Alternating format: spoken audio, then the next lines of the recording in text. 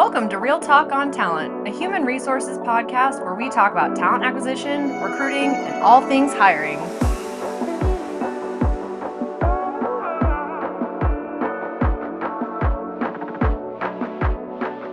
Welcome to Real Talk on Talent. Oh, so excited to be here today. Hi, Hillary. This is our first podcast. It is our first podcast. How are you feeling about it? I'm feeling so great. Are you? So great about it. I'm feeling a little uncertain.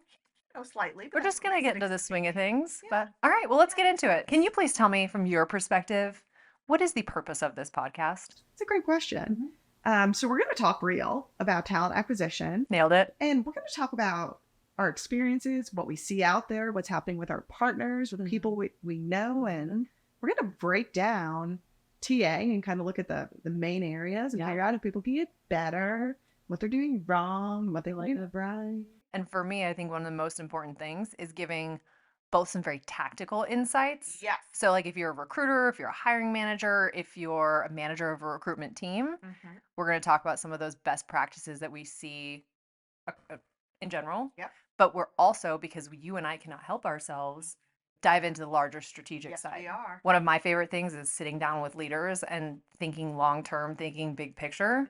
So the goal is to hit on both sides of that. I think you nailed it. Yeah. But we know that talent acquisition is very expansive. So what we're doing on this podcast is we are going to break down talent acquisition into 5 main topics, like pillar topics. Yeah. And then each episode, we're going to take one of those pillar topics and pick a subsection and go through it. So our 5 pillars are People, processes, technology, marketing, data. or reporting. We should just make it data. I like data way better than reporting. Okay, perfect. Yeah. So data. So Yeah, people, there we go. process, technology, marketing, and data. And then each episode we'll pick a topic about people. And then we'll spend the entire episode just diving into it, ripping it apart. It'll be great. It will be great. I'm excited. No, this will be a lot of fun. No. It's going to be informative and entertaining. That's our goal. That is the goal. We are going to have some fun. I mean, it's going to be a two-for-one. I don't think, at least you and I will have fun. We will. Whether anyone else does, that's to be only debatable. time will tell. But and then what I do want to do on this first episode is let's just quickly talk about some of the main pieces of those 5 pillars. Okay.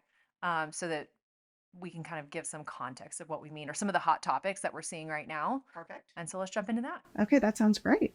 But first, Dina, tell us about you. Yeah. Why are you qualified to talk about people, process, technology? That's a great question. So I have been working in the talent acquisition space for about 15 years now. Okay. I actually started off as a recruiter. So I was somebody out there, filling hard to fill jobs. You were focused on hard to fill roles? Yes, I was hired to find OR nurses for a hospital system. Interesting. That's a great place to start with recruiting. I will tell you, it was like a needle in a haystack, and I was good at it. Like I'm just sure. got it. Yeah. I knew what to do. So before that, my background was in sales and marketing. So I think sales background is really important in the recruitment world. So that Can you give us a sneak peek of why that is? Yes. So sales is persuading somebody. Recruitment is persuading somebody. That's a great So, it really is, to me, the most successful and the best recruiters are people who are committed to driving outcomes. Yes. And a lot of times where I see recruiters falling flat or not making it to where they could be is when they're not willing to kind of push through barriers. Oh, yeah. And so I think if you've got that sales background, you understand pushing through barriers, overcoming objections, clearing obstacles. Love that. So that made you a successful recruiter. And then where did you go after that? yeah, so I actually kind of grew up through the ranks. I was a recruitment manager, then I was a director of TA. And ultimately, I got most of my recruitment experience overseeing the talent acquisition functions of large healthcare organizations. And I did that for probably about 10 years. And about 3 years ago, I transitioned my role. So I got to take all of the kind of expertise and knowledge and experience I got from working with big organizations. And today I get to apply that to small and mid-sized companies. Very cool. Specifically those that are owned by private equity firms who are kind of on this fast acceleration growth path. And so it's been a lot of fun. So it's really important to make sure that you've got a right function if you're in a high growth. 100%. Yeah. 100%. And it's really interesting when we get to the small and mid-sized companies, because they don't know what they don't know. Right. So the value that you can provide there, it's a game changer. You bring in the big business expertise from your background, and you're able to translate that down to any size company. Exactly. Sounds like you're qualified. Well, thank you. I do appreciate that. I have a certificate to approve. Oh, no, do you really? No. Oh, yeah. I wish that were true. They're sure there are out there. So I'm Hillary. So I'm a marketer by trade. So my background is I fell into staffing. I started out my career in the digital space. So in the tech startup world, doing search engine marketing and SEO, all of the very technical, building out websites. I did all of that for same thing, high growth, mid-level companies. And then when I moved to Florida, I was looking for a new job. This was pre-remote work. So when I moved out here, I fell into staffing. And I was with a global Fortune 500 company, and I was running marketing for them for about 5 years, specifically doing their brand marketing and all of those different, very corporate, traditional marketing roles. But because it was a staffing firm, we also were over all of the recruitment marketing. So I was able to cut my teeth while growing in the ranks and expanding my responsibilities there. Loved that. Traditional staffing is very much a trial by fire, fast paced. Loved that, but was looking for something a little bit different. And that's how I ended up working in the recruitment process outsourcing space. And so today, what I do is I'm the head of our talent brand and consulting arms.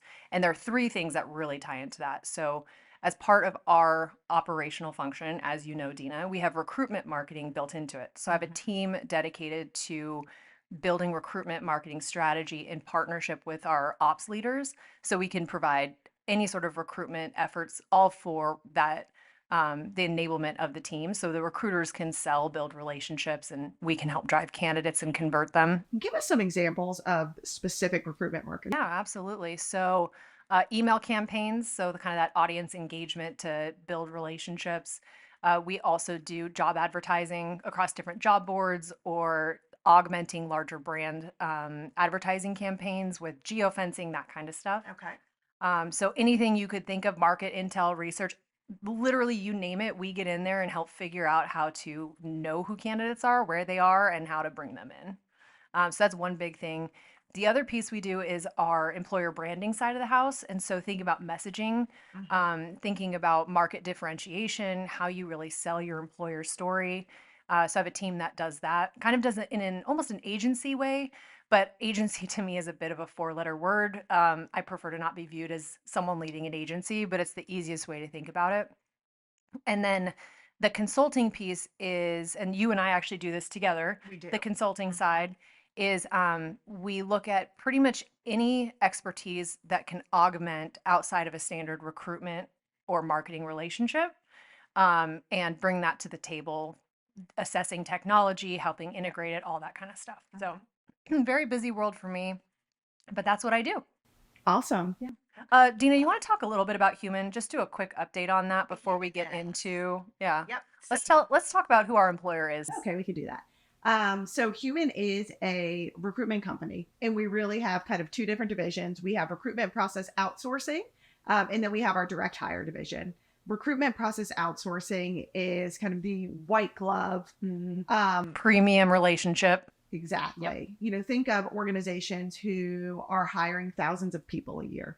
They need a really strategic and progressive recruitment partner. And so that's what Hueman is. Yep. So we have a lot of well-known organizations who the Hueman team looks and feels just like their employees. Yep. We go out and we recruit them, top talent every day. Yes, ma'am. Yeah. We're headquartered here in Jacksonville Beach. We were established in 2016. We are a great place to work. I've predated Hueman's 2016 establishment date. I was kind of with the original team for almost 15 years now. But yeah, Hueman's a great place to work. I think one thing that makes us unique is our focus on employee engagement and who we bring into the organization. I do want to talk about that for a quick second. Actually, let's pivot that for people. Pivoting. Let's pivot into the first piece of this. Okay. Let's talk about the people pillar of the Hueman way. Okay. So to kick that off, because I want to talk about culture. Okay. Because that definitely plays into why we think the people pillar is so critical when it comes to TA function. But I want to first kick that off to explain Hueman as a name. So 30-second version, Hueman is spelled Hueman. specifically to play onto that hue element and the various colors. So thinking the way that we look at it is people, every individual has their own story, experience, skill set, ability, and they bring that into a workforce. And when you have all of these varieties of experiences, the different hues that people bring from their lives, it adds into the culture and makes your unique company culture from that. And our name is literally based on it. Yeah. So can you talk a little bit more about culture and how that ties into the importance of people in talent acquisition and recruiting? Yeah. So when you think your job is to bring people into an organization, you need to be somebody who people want to work with. Yeah. And so first and foremost, just having great customer service is essential. Yes. So, I think when we look for somebody who's going to be a great recruiter, somebody who we want to work with, it really is somebody who can provide great experiences, not only for candidates, but also for hiring managers. Somebody who is highly communicative, on time with their communications. They're able to kind of cut through noise and really understand the most important parts of situations and communicate those effectively. And then they do it with grace and tact. So I love that. It seems so obvious though. Where do people fall flat? Because when we talk about this podcast, we're going to have entire episodes based on people topics. Yeah. And I feel like you just covered people thoroughly right there. So can you give a little context from your experience about where people maybe miss the mark when it comes to people or undervalue the impact of the actual people in their talent acquisition and recruitment functions? Yeah. So first, I think that recruitment is a lot harder than people realize. Yes. And not just for hard to fill positions, just across the board. Just in general, Yes. Recruitment is a grind. When you think of the work that you are doing, often you are doing kind of the same task over and over and over again. And then you're thrown a curveball. You're thrown kind of this wild position out of nowhere. Nobody's applying for the job. Or the market changes. Yes. Changes. Like 2020, 2022, wild years in recruiting. Oh my gosh, it was crazy. Yes. Yeah, I remember, 2020 or 2022 was just insane. It was a rocket. It's wild. I mean, through the roof. But I think recruitment is often an afterthought in a lot of organizations. And so those are the people who are really the face of your organization. Whenever somebody is looking for employment, the first person they are likely going to interact with is your recruiter. Yes. And so this really needs to be somebody who is a match for your organization. Yes. And so it's super important as an organization, you know what you stand for, and that your recruiters have the ability to reflect that. Correct. And so I think it's important, for everybody to understand their values, and what those values mean and how they want those portrayed out there in the recruitment of new employees, and then making sure that they have recruiters who match those or who are able to articulate those. Yep. I think what you said about how core values come to life is such an important aspect, because when you talk about culture matches, like, are you a culture match for this company? It can be a really coded version for, do you match me? Yes. But when you say it's really, this is the foundation of our organization and what is important in how you show up every day, anyone can match that no matter who you are. But that is really what you mean when we talk about culture match. Yeah, 100%. I mean, I kind of even move away from culture match and say it's a values match. I love that. To me, I really do. It's, do we have the same values? Are we all working towards the same goals? Absolutely. And I think once you understand what your values are and you understand which ones match it, it doesn't mean our values have to be exactly the same. Right. But can they be complementary? Yes. Can we work together? And then also, can we learn from the differences in our values as well? So, to me, understanding what it is that you need to put your best foot forward, and how that's going to reflect the organization that you are recruiting for, that's how you know if it's going to be a match. Yep. That's how you're bringing the best people to the table. I completely agree. And one thing too that I know we'll definitely get into is that the people also extends up to like people leadership. Oh, 100%. Like strategic recruiting leaders. Yes. And even when you think about like CHRO levels, recruiting and talent acquisition is not a CHRO only problem, but it's so often not framed up appropriately when thinking about how do you talk to a CFO about your people problems or your growth needs. And so I think that'll be an interesting thing for us to dig into as we're thinking about the people side. Yeah. And really when, and the simplest terms, when I think of people in the talent acquisition function, I am thinking of everybody who is impacted with or intersects with Yes. the recruitment. I love that. So this is candidates, this is the recruiters, this is hiring managers, this is the HR team, this is the organization as a whole. It's the C-suite, it's the CFO, it's the community where this organization lives. And so people is not just the recruiters who are executing on it. It's kind of the whole people ecosystem around the organization. I love that. Yeah. Okay, I think we covered people. Okay. I think It is the most important pillar. It is. Yes. It is. Where do you want to go next? Let's talk process. Process. I love process. And one thing we say all the time here at Human is when you have a really good recruiter, really good person, and then you back them up with the appropriate process and technology, that's when you go from a really good recruiter to a great recruiter. 100%. Jim Collins, shout out. Good to great. There we go. Love it. Love it. Yeah, I think having a well-defined recruitment process is, it's essential. It's completely undervalued. It absolutely really is. And the thing is, it doesn't take a long time to come up with a recruitment process. It really is. It's just being thoughtful. It is. But what's hard as well is to think about, okay, you have your process. What are all the downstream impacts of that? Correct. What does that mean for your recruiters' day-to-day work? What does that mean for where marketing comes in to support them? Yeah. Where does that mean when you think about your investments into technology? Because your technology needs are going to be impacted by your process. 100%. Yeah. And I think that's something, it is very easy to come up with that. But then how do you think beyond that piece, and then also think about how you hold people accountable to it, because that's one thing you see all the time. Is it's like, yeah, we've got this great process, we wrote it down a year ago and then put it in a drawer and walked away from it. It was like, it was just a project to do, wasn't actually a benefit. Yeah. So traditionally when we start a new partnership or we're helping a client to develop their own recruitment process, we will develop a multi-page workflow. And the first thing we say is, okay, when you have a new job order, what happens? And so we're documenting a process all the way from job order origination until the day a candidate. And when you say origination, oftentimes it's the approval process. Like, how do you even identify what that need is? Yes, because nobody likes the willy-nilly manager that just decides to add 5 FTEs without getting approval. Yeah. So we want to make sure that that's been approved before we're going ahead and posting those jobs. Well, and one thing too, so I know that you specifically, but Human across the board, we work a lot with health within the healthcare space, and one of the things we work a lot on with larger healthcare organizations is around the rec approval process, because there are so many people involved. And when you think about shift management and all of that, in healthcare with internal transfers, it's just a whole nother layer of complexity. Right. So process there's so much that ties into that.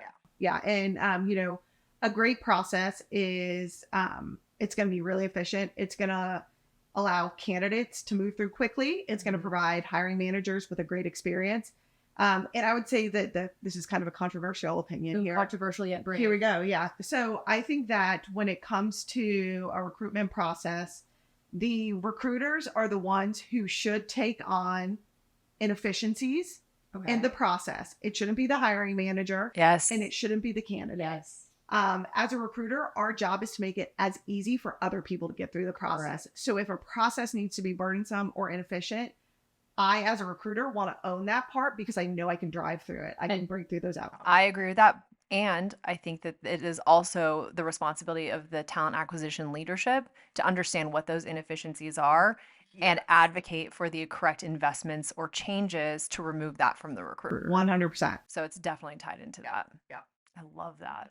I had a thought that popped up, but you were so fascinating on that. I forgot. It may come back later. So I love a good recruitment process. Yeah. There's so much to unpack on that. Yeah. Process is huge. All right. So we did people and process. Let's do technology. We have to do technology. Yeah, let's do it. So like I said, we say all the time that the purpose of an outlined process and the right technology is to make a recruiter more effective and to make the entire process more effective. I'm going to start with an opinion on this one. Okay, let's go. Technology is the number one thing people do wrong. Yeah. And as a marketer, it is so difficult for me to step into a situation where you have this great concept. It's like, oh, here's this technology that does A to Z, like everything.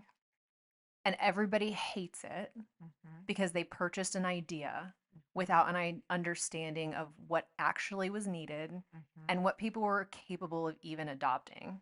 So you have this really expensive technology that does not tie into your process, makes it harder for your people, it costs you a ton of money, and it is not bringing any value to anybody. So the adoption, I'm so glad that you hit on that, because that is the piece that people don't realize. That is the hardest part of any technology implementation. So hard. It's the adoption. So what you really have to do is you have to make people see a clear cut benefit. And to your point, it is so important that you pick the right size technology for your organization and for what you're trying to solve for. And not just help people understand what it can do, but solve a pain point. Yes. I think that's a big problem is saying, oh, this will make everyone's life better because it does X.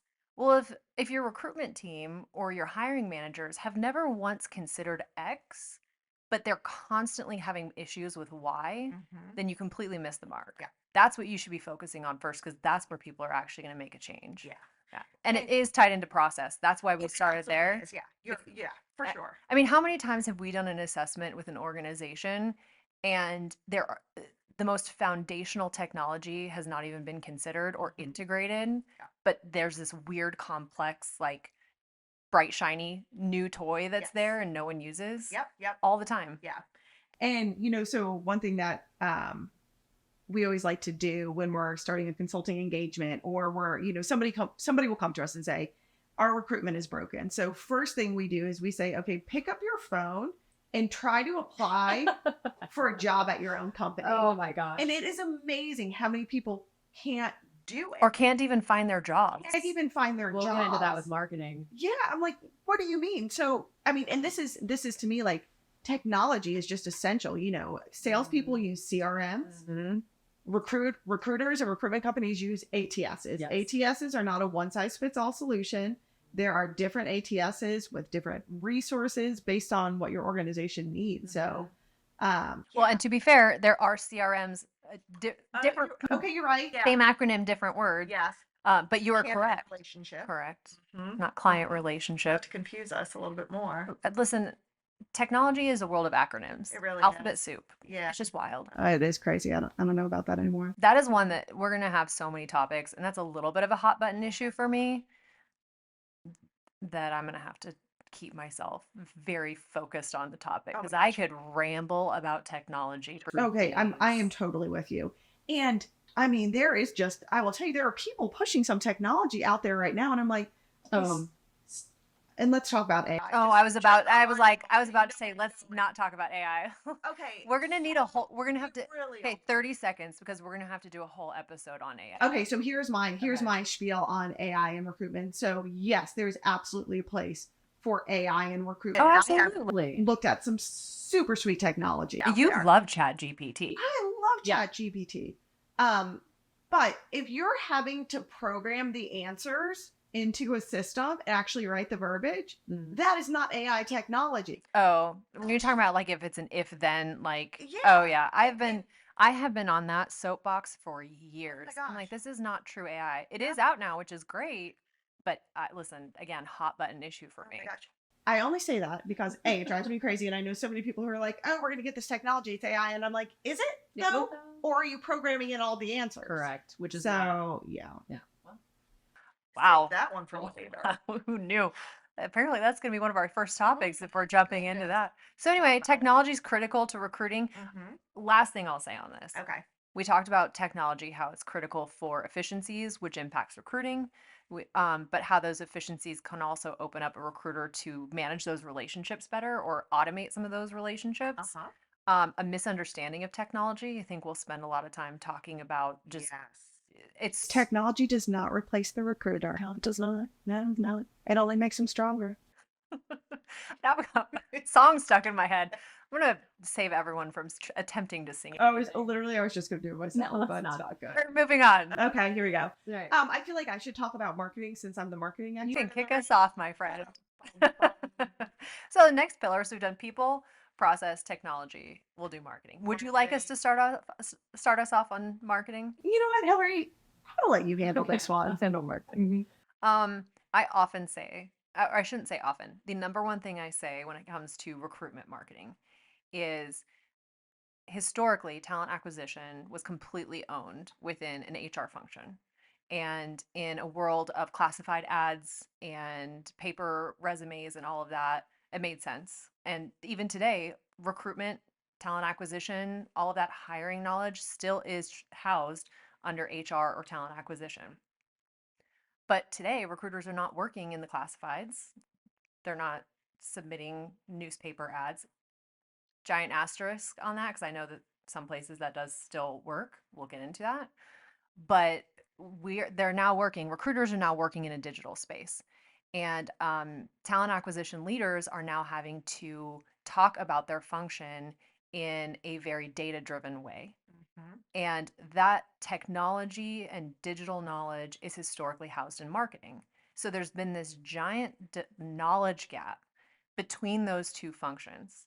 And where my entire career has been built is in that intersection of knowledge, in helping say, okay, I understand the digital space. I understand how marketing metrics can be pulled back to a strategic business discussion or planning, etc. I also understand recruiting. I've never been a recruiter, but another hot button issue for me is I run into some people who are recruitment marketers, but they only think from a marketing lens. They don't understand the talent acquisition side. They don't understand operationally how it works because they don't sit at the table and hear an HR leader talk about their needs, what is important. And I've been lucky enough to have that exposure and to work very closely with traditional operators like yourself. And so, what my team's job is, their whole job is to be that bridge of knowledge and to bring the digital knowledge and into marketing campaign, or I should say, they bring that marketing knowledge to their recruitment partners, and then they bring that recruitment knowledge into their marketing campaigns. I have nothing to add because you've said that beautifully. You've just said that beautifully. But I want you to talk actually because some things we'll probably get into is my speech sounds great, wonderful. A marketer and a recruiter may buy into that, but a talent acquisition leader may not care as much, not because they don't care, but because they are being held accountable to recruitment metrics, not to recruitment marketing metrics. So can you talk a little bit as an operator where you see marketing playing in and maybe some things we might want to talk about down the road from a marketing standpoint? Yeah. So, two things come to mind right away.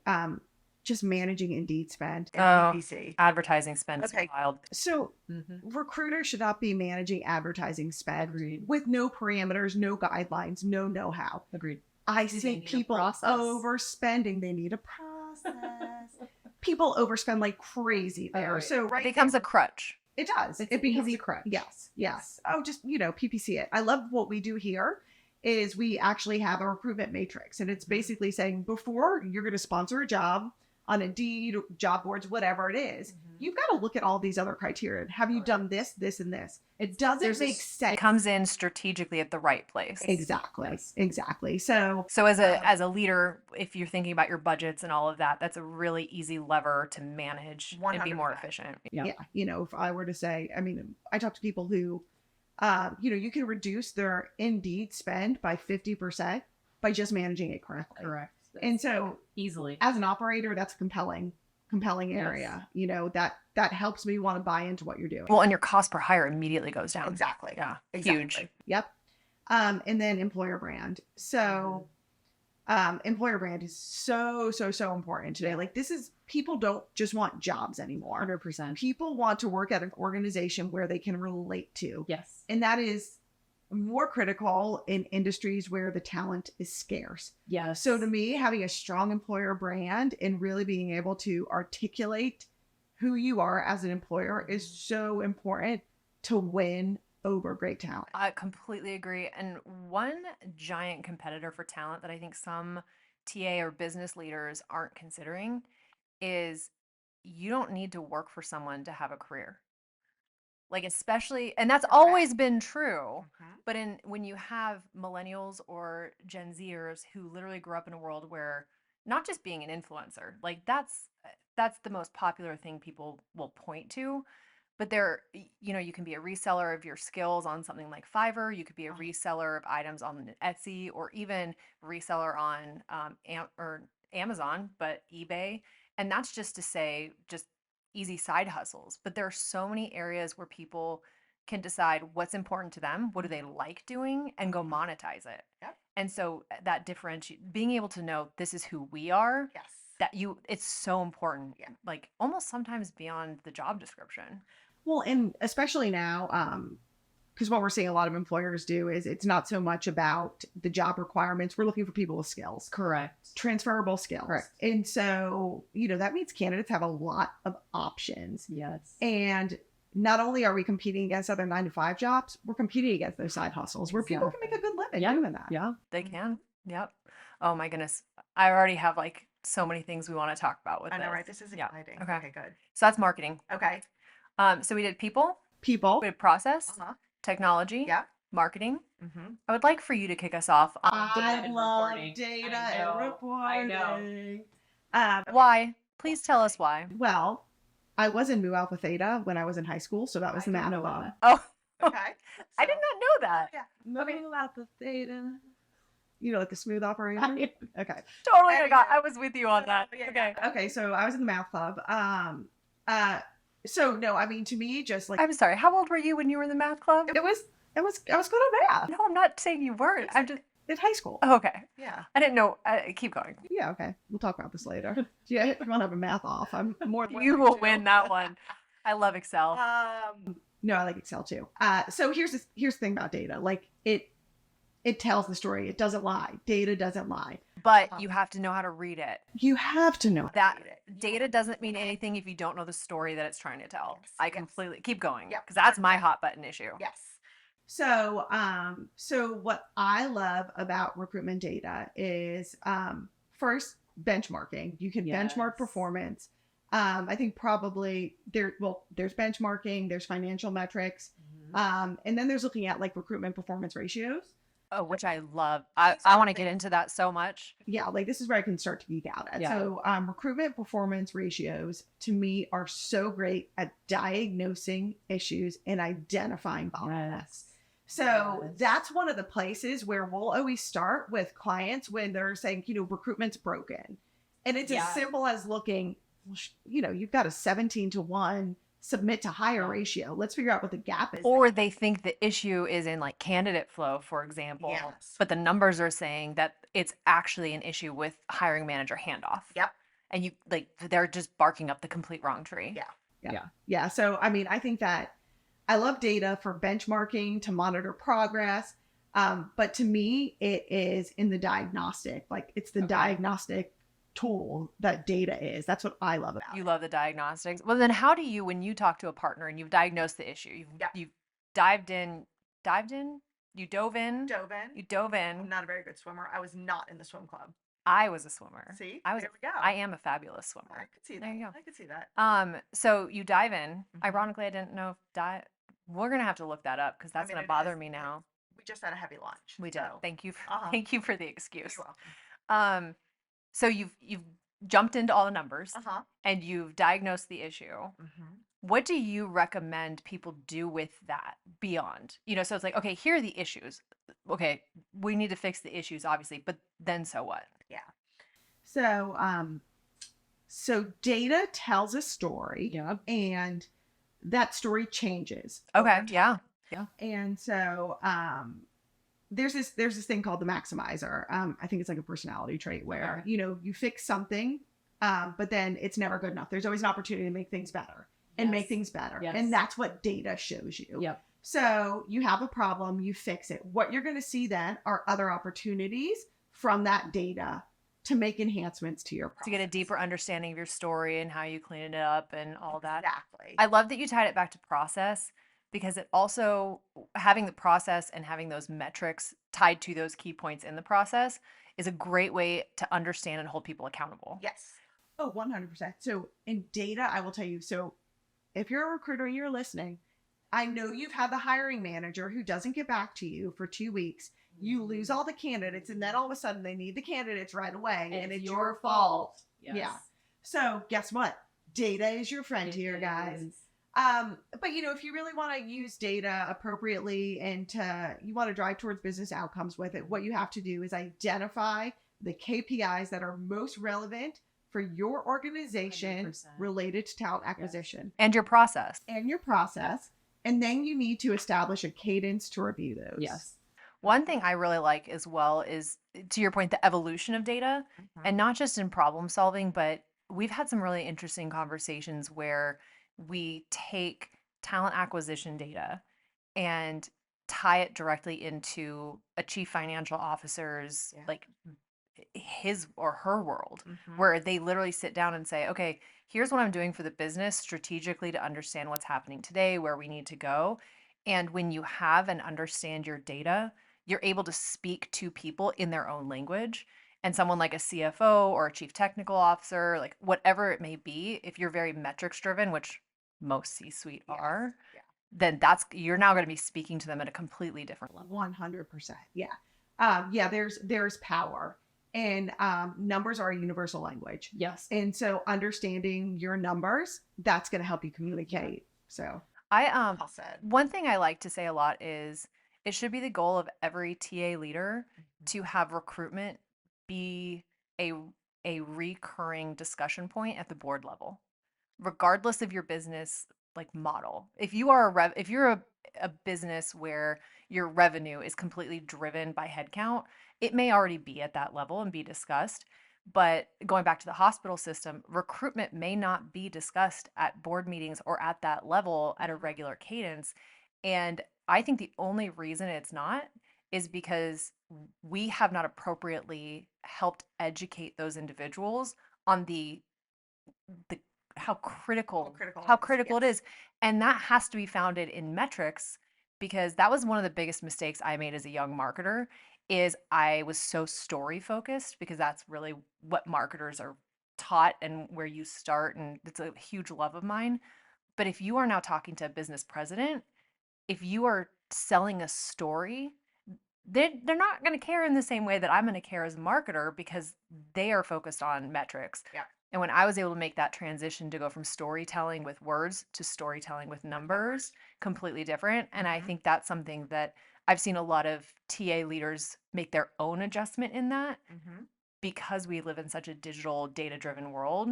Big data was the whole thing a couple of years ago, and we're still kind of figuring out that transition. Yeah. So I love that you say that. So I think, as I said before, recruitment is often an afterthought. And to me, the best way to make yourself seen is to talk loud and to talk proud about your numbers. Yes. And I mean, really, recruitment is essential to any organization. If you're an organization that is expanding or growing, you need to understand how long it's going to take you to hire talent. You need to know what resources. You need to know your cost per hire. Yep. If you're losing people and turnovers through the roof, you need to be able to articulate why you are losing people, at what point in their tenure, what's your plan. And, I don't know if I'd want to be in every board meeting, because if I am, maybe something's going wrong. But what I want, not you, but it should be that important. but it should be that important. You're right. Yeah. But what I will say is that, I think it's hard for HR in general to get a seat at the table in those board 100%. meetings. It is hard. 100%. A lot of times HR has the perception as kind of being the touchy-feely. Part of the Exactly. Very similar to marketing. Yep, exactly. Marketing. Exactly. And I think it's a similar journey. Marketing about 10 years ago was in a big point of transformation, where they were going, marketing departments had to transition from being a cost center to being viewed as a revenue generating group. And it was a very difficult transition, and it took a lot of fighting and allyship and numbers to prove that.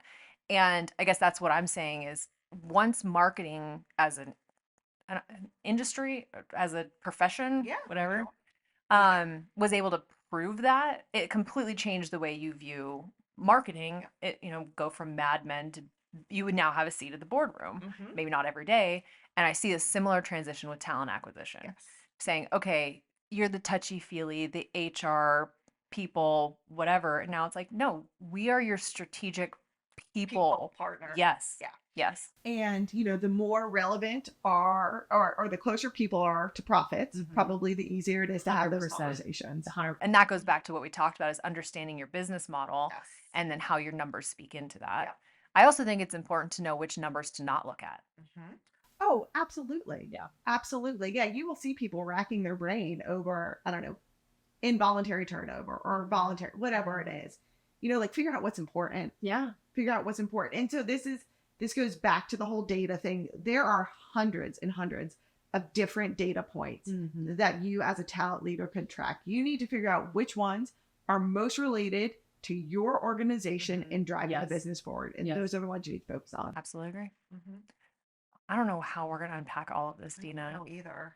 So we talked about all of them: people, process, technology, marketing, and data/reporting. Yes. So we're going to hit on all those topics. Each so episode, exciting. we'll pick Yeah. one, and we'll pick one of those pillars, and then pick, I don't know how we'll pick a topic. We'll probably hit 17. Paper, rock, scissors. I think it's a good way to go. Okay. Pull out of a hat. Yep. Good. Awesome. I like I'm excited. This is going to be fun. It's going to be fun. Yeah. Before we go, I do want to do hot takes on hot topics. Okay. So I just want to say that I didn't know what that phrase meant. Like, I'm not hip to this world. I didn't know what that phrase was, so I had to go home and do the I'm pretty Google. sure it is not a new thing. Well, Like a hot take. Yeah, so I'm living in the 90s here. but I think that stems from the 90s. Okay, well, there we Hot go. take. Okay, We need to Google this. I'm ready, though. So all that to be said, you Yes. now know what hot takes on hot topics means. Uh-huh. I'm going to turn to Whitney. I'm going to have her just tee up our first hot topic. Okay. So the idea behind this is there is a topic Okay. that's either gained popularity recently or is new in the news. Okay. And we're just going to give our opinion on it. Okay. I want to say on a personal note, Okay. I'm going to work on avoiding my hard no. That's what did you give one in this podcast? For those who don't know, what Dina's referring to is the tendency to say no first, but you haven't done that. You've yes-anded every point of this conversation. Okay, good. Great. Great. Yes, and Whitney? Whitney, yes, and Whitney. Topic 1. All right, so hot topic today comes from Business Insider, and this may be a controversial one, but an employee at the cloud security firm Cloudflare shared a TikTok appearing to show her being fired. Oh. And this is a trend that's been going on. And my question to you is, what advice do you have for HR leaders to help combat this trend or help better prepare them for this trend? Great question. So someone, assuming a younger employee, filmed themselves being fired remotely. I'm assuming it was via Zoom. And what does that mean for our leaders? Do you want to start? Oh my God. Okay, I do. Okay. I do. So I'm going to talk out both sides of my mouth on this one. Okay, we'll allow it, but See, keep I going. told you I don't know Hot what these takes. hot takes are. I'm just gonna say, Am I supposed to be? there's no rule. Okay, There are no okay. rules. So first off, I watched the video. Okay. So I saw the girl. Which one though? It was the There are the cloud. It was- I've seen it's so particular many of one. these. The way she was being terminated was not great. It was not great. It wasn't her next level leader. It wasn't Oh, that's anybody right. who That's she right. ever knew. They couldn't tell her why she was being terminated. Mm-hmm. And I gotta say, I Have we was confirmed impressed. this was real? Because a lot. It's become a trend. We're gonna assume this one is. We're gonna assume it's keep real. going, and then I Okay, keep going. yeah. So, Wasn't it? They couldn't give her any answers. They basically said it was her performance, and she had her numbers to contradict that. Yeah. But nobody was close enough to the scenario. So what I will say is I was impressed with her ability to stand her ground. Yeah. And for her to say, I don't understand, and keep asking Which, questions in by an the way, uncomfortable she situation. should be doing. Yeah. And I am a firm believer that, to your point, it wasn't her next level leader, which means that the next level leader was probably too afraid to have an honest conversation. So what I understand in Okay. this scenario, I've not seen this one. I've seen other videos like this. so if I'm correct, it was like a mass layoff situation. Oh. And so But then that's the story. It's not your numbers. Yeah. Yeah. Yeah. So I think the biggest thing I think there are two things to take away from this. okay. One is from an employee side and one is from the employer side. Correct. From an employer side, I Mhm. think that this it leads to a lot of potential exposure. Yes. And it is something that we do live in a world where phones and documentation are everywhere. Mm-hmm. Everyone, employers or employees, should assume that everything they do is being saved. Like if you're sending an email, if you're sending chats, all of Yeah. that's documented. And this is just an extension of that. And I think there are a couple things that will be interesting to play in is like privacy laws. Like in California, interesting. there are laws around, I say California because that's where I grew up, but every state has different laws around what you can and cannot record with without someone's consent. Yep. So that is a potential impact for an employee, something to consider. Correct. But as an employer, I think it's a great opportunity to sit down and say, are we buttoned up on our management processes? Are we buttoned up on our documentation? Do we understand what the expectation is, especially with remote individuals when it comes to these kinds of discussions? So it'll be interesting to see. And I think it will be for the better because it'll force employers to be more thoughtful in how they manage this and have the correct transparency. And I think that I think for employers, it's a good thing. Yeah. Even though it's going to be very painful, but change is good. Yeah, it will be painful. That may be a really hot take. Yeah. No, listen, that's okay. That's why we're doing this. It's like your pancakes. Right? We're talking about pancakes. We want to talk about pig. Yeah. Oh, but then from the employee. Oh, I want to hear. Okay. Go employer, and then I'll talk about the employee side. Okay, so what I will say is from an employer perspective, ideally, if somebody is going to get terminated, this isn't laid off, somebody's getting terminated for Very performance. Yes. They should know that they're getting terminated before they get terminated. There should be no lots surprise. and lots and lots of conversation. The only surprise should be if it's not based on performance and it's a business decision. Yeah. So, yeah. Yeah, that didn't sound like it. The planning on that sounds like it was not great. From an employee side, again, I think the privacy thing, it sounds really great. Like pull up your phone and record yourself in these scenarios. It is very different. Like if you're in a group, like if I'm talking to you and I pull up my phone and hit record, you're sitting in the room with me. You can see the phone that is out. If you have your phone behind your computer screen so they don't know, does that potentially open up that individual for like liability? I would imagine. And I think that's something that Yeah. individuals need to think about. It's a very real thing. Like some employers will not take kindly to that kind of a exposure. Yeah, that is, you probably wouldn't want to have the rap as the person who's videotaped all of their terminations. Like that's probably not something that you want. But I will say, and here's my other hot take on the employee side, good for them. Like good for them for saying, look, you're selling me, what's it saying? You're not great with saying. You're selling me a ball of wax. Like, There you go. like A bag of donuts? I don't know. like snake oil. You're selling me snake oil. Because you're telling me this, but that doesn't match up to any of the facts or the stories or the expectations you set with me. And to be able to have something to back that up, I think good for them for saying I'm going to stand my ground on I this. want to question I this. do. Mhm. I do think that of course, trends can sometimes lead to more extreme perspectives on this. And I want to be very clear that just because you're recording it doesn't mean it's always the right idea to share it with everybody. Yes. And I also think that don't use it as a gotcha on either side. I think that Nobody likes a gotcha. no one likes a gotcha. And my hot take is trends on TikTok are not forever. There we go. There you go. So love that. That was hot. Paris Hilton. The pink is getting to you. All right. Dina, thanks for hanging out with me on Real Talk with I Talent. gotta tell you, this Real Talk with Talent is just delightful. I think it's going to be great. I'm super gonna be excited about this. I am too. So next episode, we're going to do people. Okay, I like that. Okay. Yes. Yep. We don't have you have to come back to find out what the actual topic is, tune but in. it will be under the people pillar.